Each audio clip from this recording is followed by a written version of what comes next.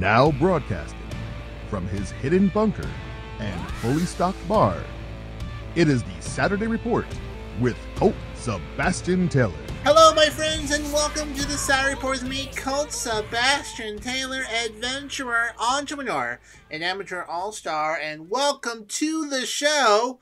Almost keep going into my old spiel that I did on AWSM radio that I did for 3 years, but I'm getting better. Didn't have to start over too many times and whatnot. But welcome to the show. Got some great news stories for you this week. And as always, you need to follow me on various social media channels, such as the Twitter, the Instagram, the Facebook, Twitch, Threads, which now has a desktop version I'm posting on, Counter Social, and then occasionally on Twitch. And then, of course, you should always bookmark ColtSebastianTaylor.com, and you probably have already, because you're likely listening to this on your favorite podcasting player, so be sure to subscribe to anchor.fm/Colt S. Taylor. All right, my friends, let's get started with the Saturday Report for September 9th, 2023. Yes, I'm going to start adding dates to this. So, enjoy that little new addition. First up this weekend, on Monday, will be the 22nd anniversary of the 9/11 attacks in New York City. I can't believe it's been 22 years. That is seems like not that long ago, yet 22 years is 2 decades. Meaning folks born after 9/11 are probably just wrapping up college right now. Cool, that's fun. I certainly remember that day pretty well. I was in college, sophomore, and I had class at 9 a.m., so I caught the first part of things, like, oh boy, small plane. And then after class, which was an hour and a half later, and this was 2001, folks, so, cell phones, text alerts, iPhones, not a thing.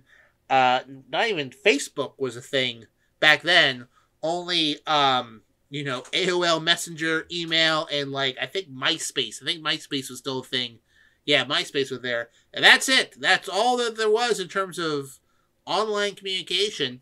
And when I came back from class, obviously, everything was terrible. And class was canceled for the rest of the day. The only other time in the time I was there when classes were canceled was during an awful ice storm. But those are the only 2 times classes were ever canceled. Me and my friends all gathered in a little cafe off of a dorm room called Faces, I believe. And we pretty much just sat there for 4 hours watching everything on these big non-flat screen TVs, these big box TVs. One of our friends from previous year had moved to New York to, I don't know what he was following. I don't know whether it was the theater. I don't know. Anyways, we couldn't get a hold of him for a few days, but we turned out to be okay. I don't personally know anyone who was directly impacted by it. I'm also didn't ask around, so maybe there is. But that was a pretty intense day. Remember not being able to call home. All circuits were busy. And crazy day.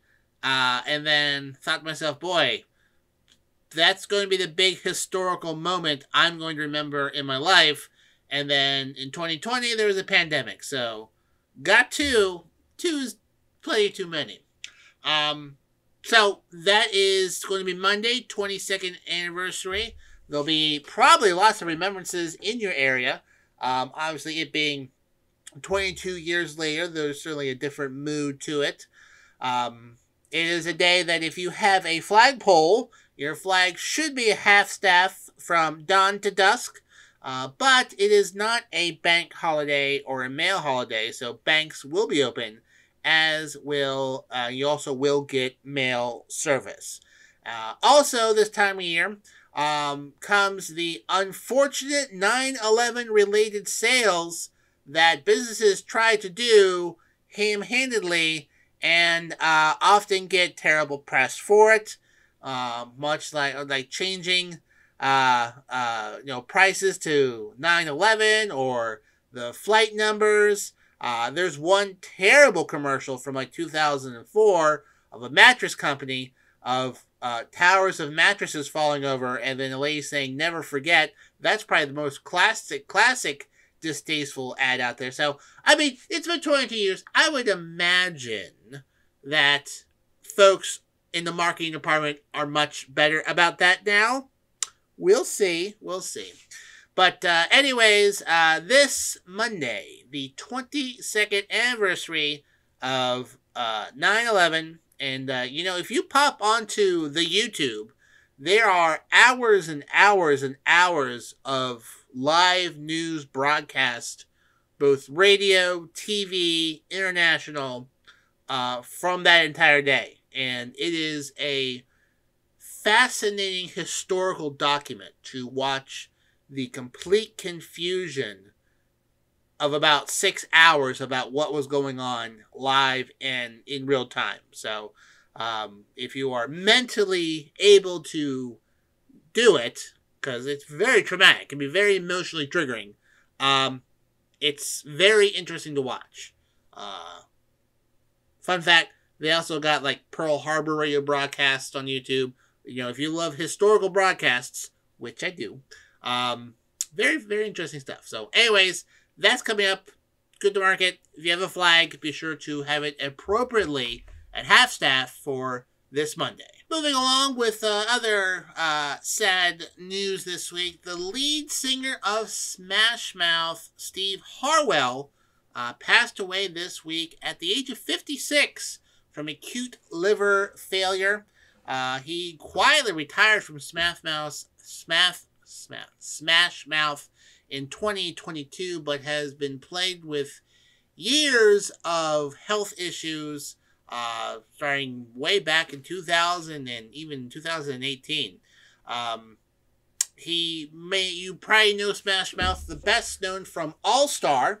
The song All Star.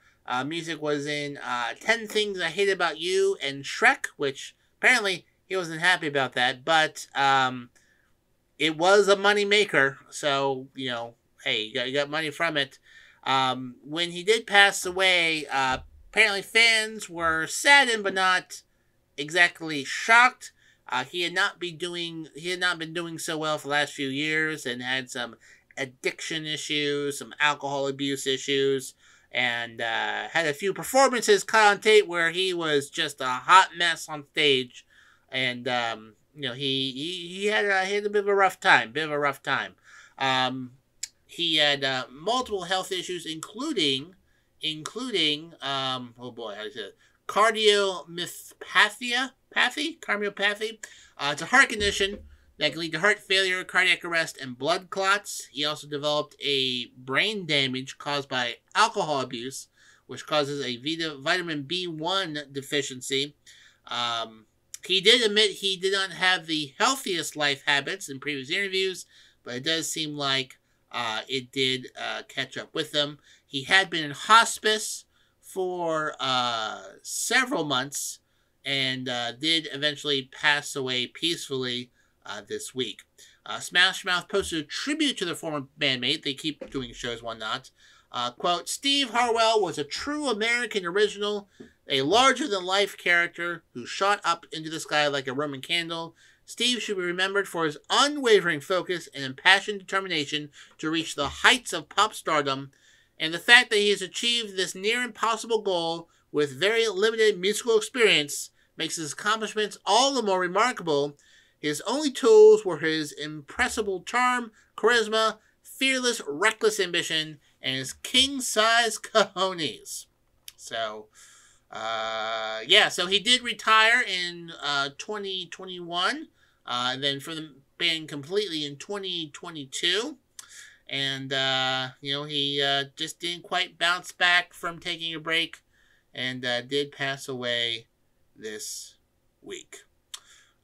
So anyway, Steve Harwell, the lead singer of Smash Mouth, passed away this week at the age of 56. Moving on into other music news. Last week, breaking very early, reported that Jimmy Buffett passed away at the age of 76 last Friday. I was able to barely get that into the broadcast and whatnot. But it was after a 4-year battle with Merkel cell skin cancer, which is a very specific type of skin cancer that affects 1 in 100,000 people, also known as neuroendocrine carcinoma of the skin. According to the Mayo Clinic, they say that the skin cancer can grow fast and spread to other parts of the body, such as nearby lymph nodes. It can also metastasize in the brain, bones, liver, and lungs. It starts in the lower levels of the skin and occurs, like I said, less than 1 in 100,000 people. According to the National Cancer Institute, Merkel cell carcinoma usually appears as a single painless lump on sun-exposed skin. The nodule is typically fast-growing, painless, and firm, and the lump is also red or violet. Quote, people will notice this red bump and could start looking like a pimple. Then it becomes a cyst, and then it starts to look like a larger growth, according to Dr. Deba Wattenberg. The key is an early diagnosis. The lump can appear on the face, neck, arms, and legs, but nodules can also pop up in other sun-exposed parts of the body, according to the American Cancer Society. Also reported this week that one of Jimmy Buffett's last visitors was the great Paul McCarthy. Two were pretty good friends. Paul McCarthy apparently came down to visit him and even sang to him and his family during his visit in his last days. And then his sister Lucy Lulu Buffett, told this week about his last days, saying that he, quote, didn't care about resting in peace. He said that he gave a beautiful goodbye to everyone. Quote, he had my grandfather's twinkle in his eye to the end, and he was very clear that the music, the party, and the good life was to continue with his robust optimism in tow. He didn't care about resting in peace. The last words he whispered to me was, have fun. And can't say that was a more appropriate last words for Jimmy Buffett. Have fun. Might even be on his gravestone. So I personally have not listened to a whole lot of Jimmy Buffett songs beyond like the 2 classic ones, but I do have Sirius Radio, which I'm not on yet.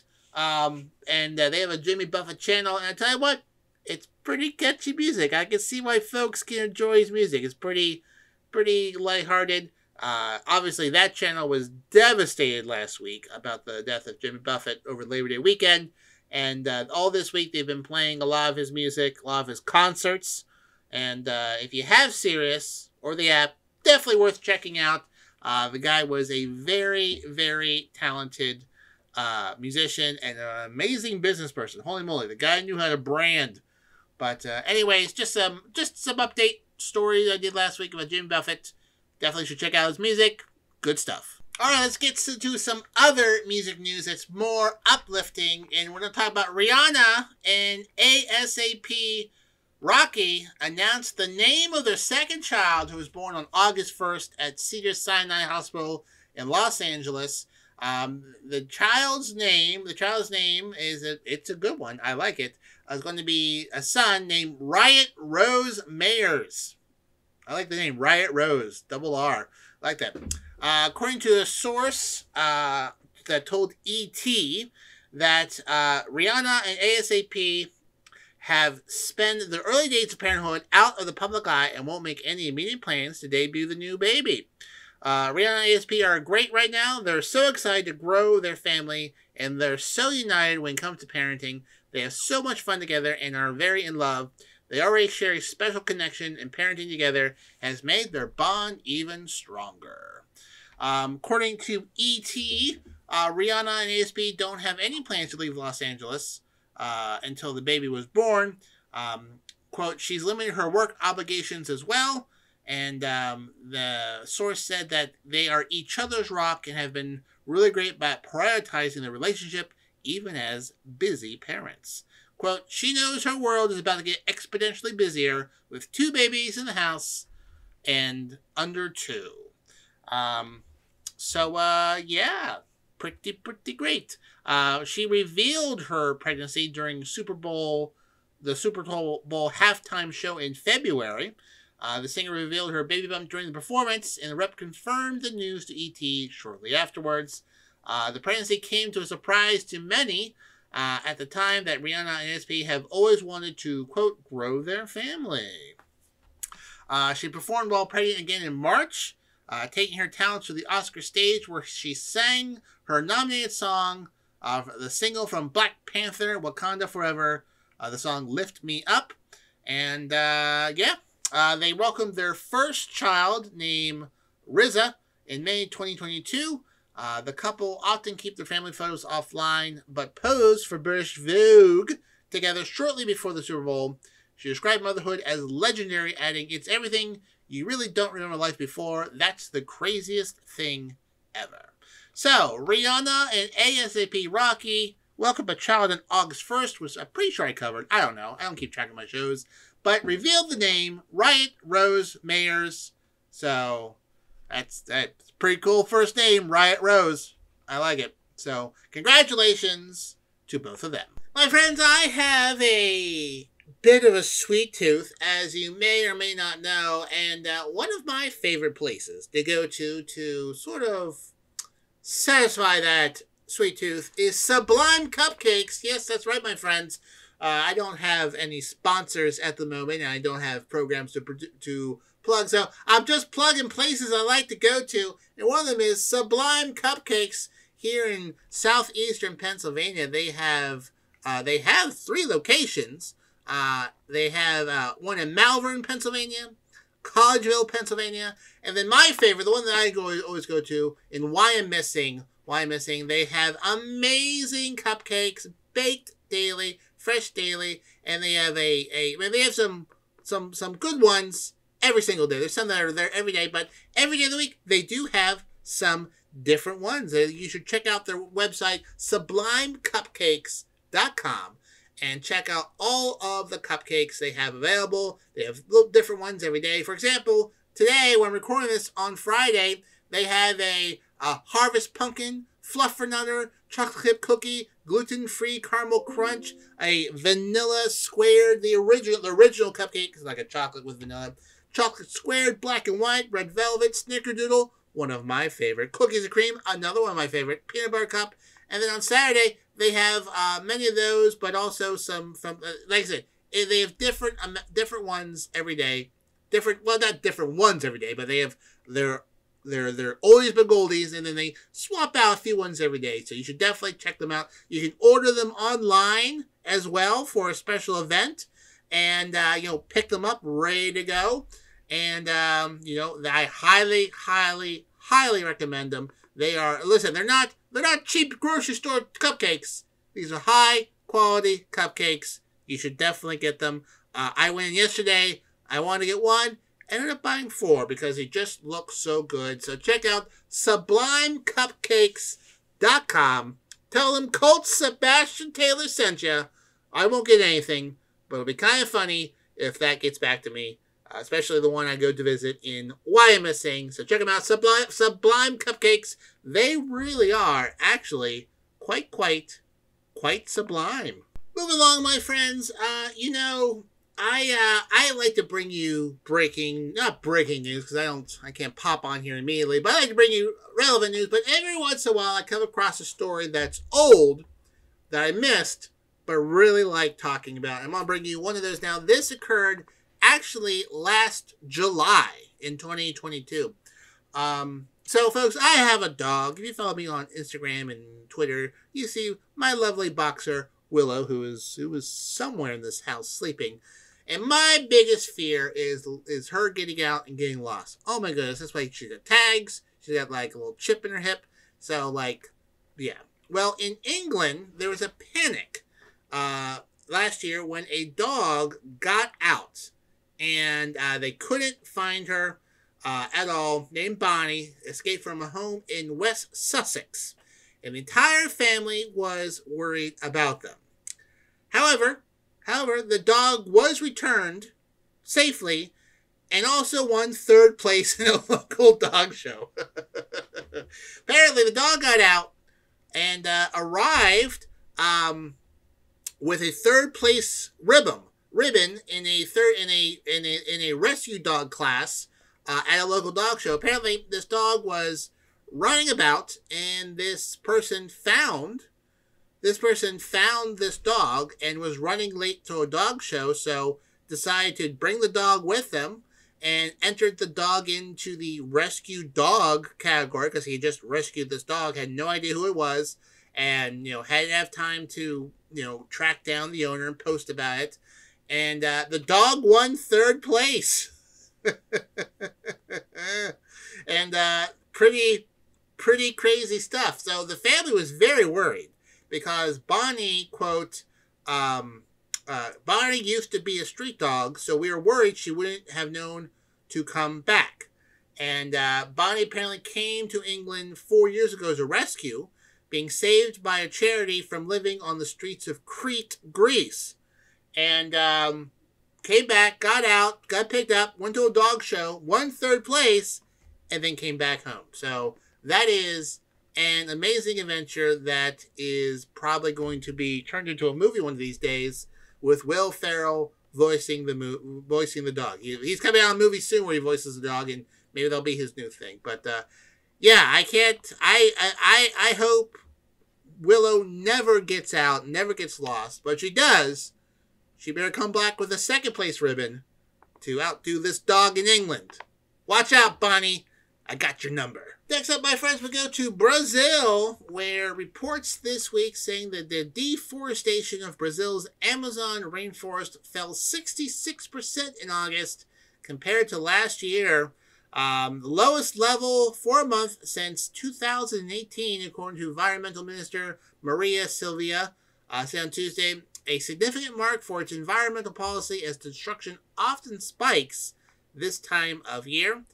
Satellite data from Brazilian Space Research Agency, INPE, indicated that 217 square miles of rainforest have been cleared this month, a drop of 66.1% from the same time last year. The first 8 months of the year show that deforestation had fallen a cumulatively 48% from the same period of 2022.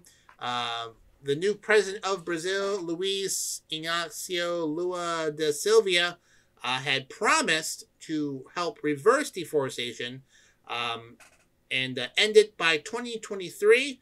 It surged under his predecessor, President Bolsonaro, which is widely considered to be the Donald Trump of South America, so that'll give you that idea, who slashed environmental protection efforts.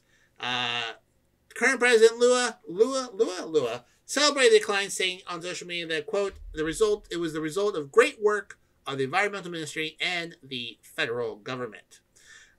Some experts fear that a sudden drop of more than 40% in deforestation in the first 7 months of the Lula's administration could have been put at risk by higher destruction in August and September when the weather turns drier.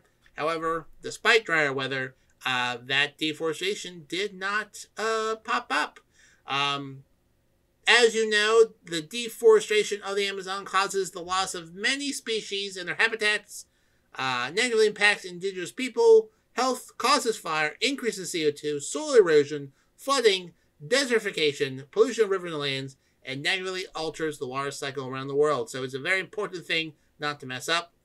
And last month, Brazil hosted a major rainforest summit, of which the 8 Amazon nations, the 8 countries that have Amazon rainforests, agreed to a list of unified environmental policies and measures to bolster regional cooperation, but they did fail to agree on a common goal to end deforestation. The president has staked his international reputation on improving Brazil's environmental standing, which over the last few years has been terrible. According According to WWF, not the Wrestling Association, but the World Wife Federation, Brazil's director Maria Napolitano, quote, "We are experiencing a new moment, a more assertive policies, and great political will in favor of the Amazon." So, still a long way to go, but moving in the right direction in Brazil with the Amazon rainforest. Next up, my friends, flags. Oh boy, love flags, love the history of flags, love how flags are designed. There's actually a study of flag design. That's a long word that begins with V that I won't try to butcher. But fun fact, you know what the rarest color on a flag is? It's purple. Almost no flags have purple, and the last flag that featured purple in a major way was pre-Civil War Spain. Why, you ask? Because purple is often associated with royalty, because purple was a color very hard to make back in the day, therefore reserved for very rich people, and so purple is usually shied away from in most flags. Anyways, Minnesota is a state commissioned to design a new flag due to Native American concerns. One of the main elements of the Minnesota flag, which unless you live in Minnesota, you probably don't know, is a prominent state seal against a blue-black background. The seal depicts a Native American riding off into the sunset while a white settler plows his field with his rifle leaning on a nearby stump. The imagery suggests that to many that the indigenous people were defeated and going away, while the white settler won and were staying. Which, that's kind of how they went. Not only do the state's Dakota and Abuid tribes consider this offensive, but experts in the scientific and scholarly study of flags, oh boy, I'll try to say it, known as vexillology, say it's overly complicated. There's an association that ranks flags about how great they are and how terrible they are. The guidelines from the North American Vexillology Association says flags should be simple but meaningful with just a few colors and easily recognizable from a distance, without seals or lettering. The association ranks Minnesota number 67 out of 72 U.S. and Canadian provincial flags. Like that's but Pennsylvania is doing a smidge better. It's ranked 57. So that's not too bad. 57. So we're 10 spots above it. Pennsylvania, also not a great flag. The Minnesota's design debate dates back from 1957 and evolution from the 1893 original. But Minnesota is not the only flag to do this. Utah approved a flag last year.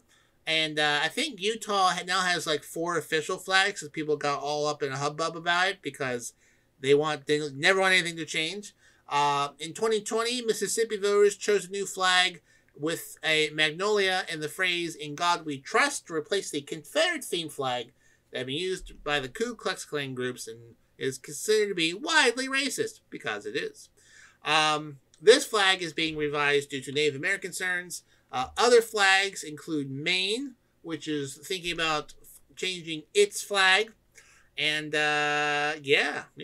according to a Commissioner Vice Chair Anita Gall, who teaches state history in the Minnesota West Community and Technical College in Worthington, quote, "What I'm looking forward to is creating a flag that we all can be proud of, and a flag that everyone can say, yeah, that's a Minnesota flag. That's a cool flag. That's very distinctive." In contrast to flags, state seals, which are among other things that states stamp official documents, they can be more intricate. But flags shouldn't be, because they kind of look like other ones. Like the Pennsylvania flag kind of looks like a lot of other flags, unless it's flying perfectly straight. And even then, you could probably somewhat easily confuse it with the Minnesota flag. Obviously, not everyone wants to change the flag. I'll give you a clue. It's Republicans. According to State Senator Stephen Drakowski, I know that there are many Minnesotans that think we need a new flag, and there are many that we don't. Obviously, the decision is made. We're going to have a new flag, and so my goal going forward is to have a flag that doesn't represent one idea or ideology or anything, but represents all of Minnesota. So I'm sure there will be no disagreements whatsoever about what the new flag will look like, and everything will be fine. I will follow this story. Moving along to sports, in the WNBA, which I always seem to get stories about, the algorithm must have been pinned, Breanna Stewart set the WNBA single-season scoring record as the Liberty edged the Wings 94-93 in a very close game in Arlington, Texas. Of that 94 points, Breanna Stewart scored 40 points to set the NWA single-season scoring record, and held them off for the 94-93 victory last Tuesday.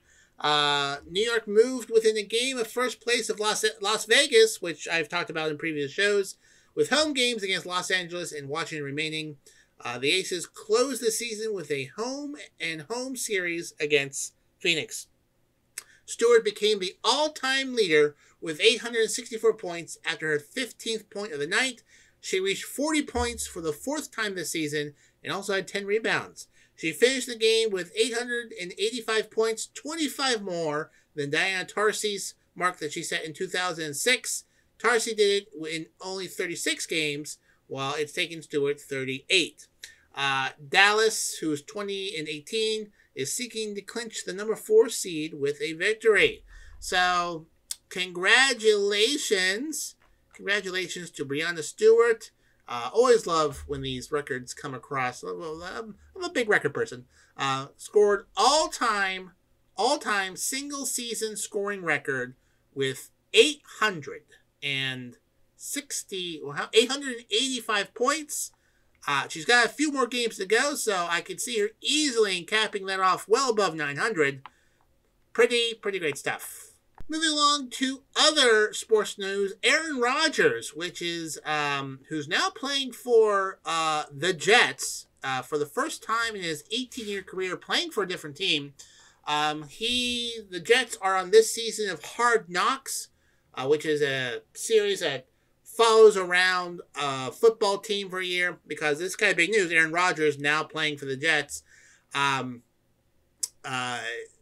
in this episode, it's a 5-episode season, but Aaron Rodgers talks about his encounter with a UFO.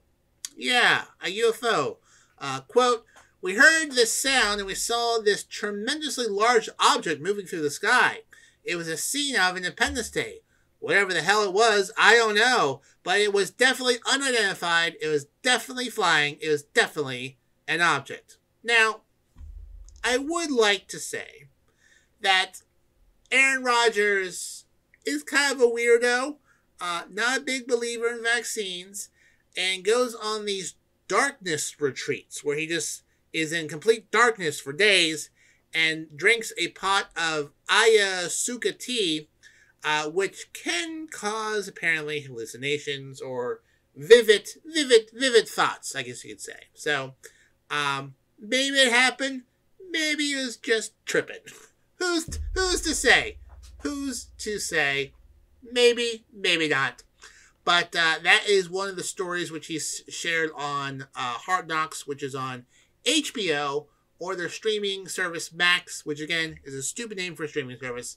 But if you're a big fan of Aaron Rodgers, and he's got big old fans out there, you'll definitely want to. You're probably following the Jets as it is, but definitely want to check that out. It's a he's a weird guy. He's a weird kind of goofy guy, weird guy. But hey, still playing football at 39.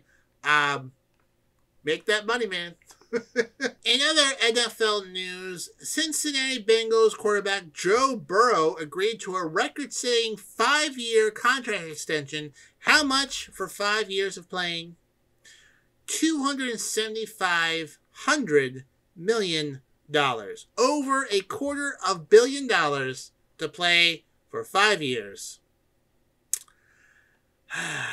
And you know what? That's why the tickets to a football game are $100 each, because of these ridiculous contracts. So I am perfectly fine with just listening to football on the radio and having advertisers pay these people, because I am not going to go to a football game for that ridiculous amount of money.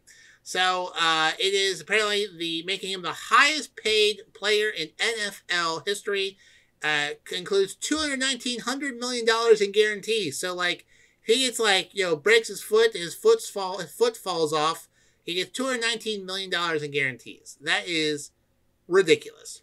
It eclipses a 5-year, $260 million deal done by Los Angeles Chargers quarterback Justin Herbert in July.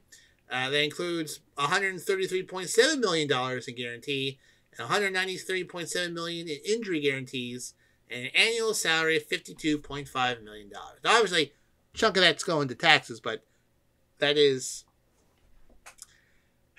crazy. Coming on the heels of Philadelphia Eagles quarterback Jalen Hurts and Baltimore Ravens quarterback Lamar Jackson, each receiving contract extension that briefly made them the league's highest paid player as well. So, yeah. So, Burrow, who's 26, very tired, 30, buddy, led the Bengals to a Super Bowl in 2021 season after passing for 464,611 yards with 34 touchdowns, while completing an NFL best 70% of his passes. He threw for 35 touchdowns and leading the Bengals to an AFC Championship game last season, but they didn't win. Neither did the Eagles. They won the Super Bowl, but that's just a lot of money. I don't know how I feel about that. But hey, listen, great agent. If you can get it, you can get it. But that's a lot of money to play football. I mean, just saying. So that's why tickets are so expensive. That's why your cable bill goes up every year. That's why, that's why everything sports related is more expensive. That's why jerseys are $80 a pop. That's why. Because the owners need to make their billions.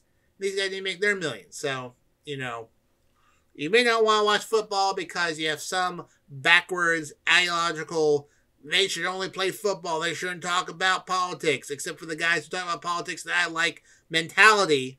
But, give a good reason not to watch football. The ridiculous amount of money that they pay them. Do I watch it? No. Because I got rid of my cable, so I listen to it, but I don't like it. Except when the Eagles win, then it's good. Hey, I can be a hypocrite too. Calm yourselves down.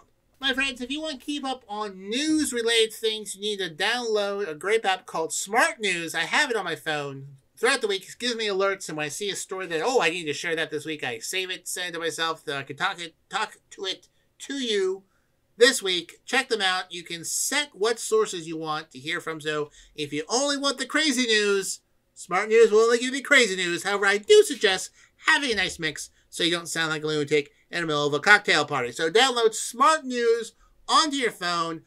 Check them out. They don't have podcasts yet, but I figure if I keep plugging them on my podcast here, eventually they will add me because they're a great company who make really good decisions. They're really fantastic. You should definitely check them out. Totally not plugging them to get my podcast on there. I really do believe in them because they make my job easier by giving me actually good news stories to give out throughout the week. So check out Smart News. Download for your iPhone or your Android, and then specifically tell them that Colt Sebastian Taylor sent you.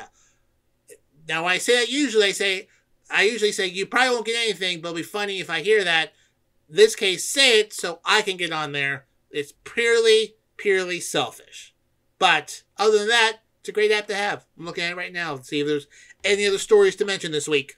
Check them out. Smart News. Finally, this week, my friends, is a story that I purposely did not cover last week because I thought by the time this broadcast was published, the following day, it would be pretty much over and out of date. But it wasn't, so I guess I'll cover it now, and then this will kind of resolve itself, it being out of date by tomorrow. So, in Chester County, Pennsylvania, this has made national news. In Chester County, there is a county prison, as most counties have prisons, and 9 days ago, a Brazilian murderer who has killed 2 people, one in the United States, one in Brazil, Daniel Cavalcante, escaped. He crab walked up between 2 narrow walls, got onto the roof full of barbed wire, let himself down, and got out and got out into outside of the prison. And apparently no one noticed for like, an hour, 90 minutes. And they brought the people in from the yard. They did a count. I'm like, oh, I got one missing here. All right, let's do an official count. Count again. Still one missing. Huh. Well, maybe he's in the kitchen. No. Maybe he's in the visiting room. Nope. Oh, the guy's missing. And then they started looking for him. The guy had a bit of a head start. Two interesting things about this. First, not the first time this has happened. Apparently, a few months before this, some guy did the same thing. But got caught 5 minutes later because he was spotted by someone in a guard tower. The popular Twitter theory is that there was someone up there in the tower, but they were sleeping and missed it. And it's been 9 days since this guy has gotten out, and they've been looking for him every single day. And they know that he's still in the area because trail cams keep taking pictures of him as he's scooting about out in this wooded area. It has gotten so much so that 2 school districts have been closed practically all week because he's been seen near some schools. He is a murderer, armed, he's very dangerous. They sent helicopters out, marshals, dogs. One dog got a heat stroke and had to be taken to a vet. Then last night, and also in the area is Longwood Gardens, which is this very beautiful, amazingly well-manicured garden full of plants and flowers and stuff. Their Christmas time is amazing. You have to get timed tickets. You have to reserve your spot to go in and visit these gardens. They had been closed for 2 days. Then on Thursday, it reopened because he had been spotted farther to the east, and they didn't think he was in the area. Then on Thursday night, he was seen on cameras again. They had to evacuate the park, and the folks that live in the park, because they just don't put a lock on the park and leave. There are people who live there year round to maintain the plants, the trees, and everything else. They had to lock themselves into their houses and not leave as state police were patrolling Longwood Gardens. They still have not found this guy yet, and that's amazing to me. Amazing. I mean, he's 5 foot tall. He's a tiny Brazilian. I guess they're hard to find in Chester County, but he is still out and about. And if you go and look at like Google Maps, which I am looking at right now as I am talking, there are a ton of roads closed around Longwood Gardens. And this is about, I'd say about an hour northwest, maybe not an hour, maybe 45 minutes, hour west of Philadelphia. To give you a good idea. From center Philadelphia, you can get to Longwood Gardens in about 50 or so, about an hour. But all the roads in the area are closed. There's a major thoroughfare that goes through the area, Route 1, Baltimore Pike, and news reporters are just going up and down the road, pulling their cameras out the windows, and there's like state police with guys with shotguns every 50 yards. And I mean, how much longer is this guy going to be on the run? That is crazy. That's crazy to me. That is crazy. Also, the family of the woman that he murdered is now in protective custody because they think they might be in danger, so they've taken them somewhere else out. They've asked people in the area to lock their doors, stay inside, check your security footage every few hours to see if you see a random guy in a book bag, in a duffel bag, walk in an area that they shouldn't be walking in. Yeah, I can't believe this. They have not caught this guy yet. So hopefully now that I'm talking about it on Friday, as I'm recording this and going to publish it tomorrow on Saturday, he'll be caught by then. And if he does, I will immediately put a segment after this saying, where did you know he caught? And I'll take partial credit for it. So anyways, if you're in the Chester County Longwood Gardens area, you see a 5 foot tall Brazilian man wearing Persian garb holding a few duffel bags, don't approach him and call the police because they are looking for him. They most certainly are. Well, my friends, that just about wraps up this week's Saturday Report with me, Colt Sebastian Taylor. Thank you so much for joining me here today. Remember, you can find me on a variety of social media channels: the Twitter, the Instagram, the Facebook, the Cameo, the Twitch, the Threads, the Counter Social at Colt S. Taylor. Of course, since you're listening to this, you have already subscribed, I'm sure, to the podcast at anchor.fm/ColtSTaylor. Send it to your friends. Let me give me some more subscribers. Maybe I'll get sponsorships. You never know. And of course, for all my other adventures, check out the rarely updated ColtSebastianTaylor.com. And before I leave you, be sure to check out Smart News app for your phone to get all your news updates throughout the week. If you can't wait till Saturday, check out smartnews.app. And if you have a hankering for cupcakes while waiting for the state police to catch a prisoner in Chester County, check out Sublime Cupcakes. They are amazingly good. I might, should I go get one today? I might get one today. Check them out at SublimeCupcakes.com. Smart News app and Sublime Cupcakes. The links are in the post below, so be sure to click on them, check them out, follow them too. They're great folks. Alright, my friends, until next time, I'm, of course, your friend, Colt Sebastian Taylor, and I'll see you later.